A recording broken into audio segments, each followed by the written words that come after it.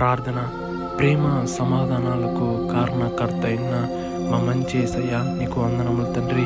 ఏమైనా చేయగల దేవుడవు, కథ మొత్తం మార్చగల సర్వశక్తిమంతుడైన ప్రభువా, నీకు వందనములు తండ్రి.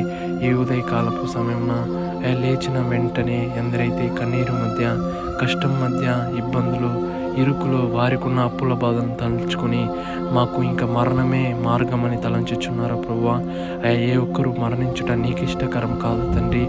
నీవు ప్రాణం పెట్టిందే మమ్మల్ని బ్రతికించుకోవటానికి కోసమే ప్రభువా. దాన్ని ప్రతి ఒక్కరు గుర్తిరిగే ధన్యతను దయచే ప్రభువా.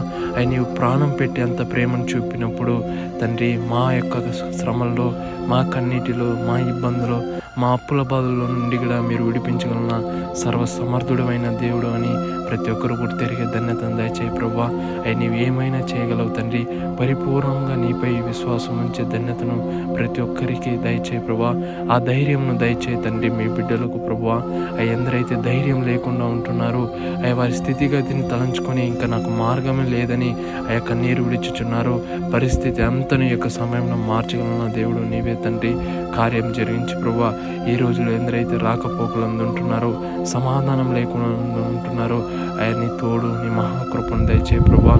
ఏ యొక్క కుటుంబాల్లో నెమ్మది లేదో, కుటుంబం మధ్య శాంతి సమాధానం లేకుండా కన్నీరు విడిచుచున్నారో, వారికి మీ తోడు, మీ మహాకృపను దయచే ప్రభువా.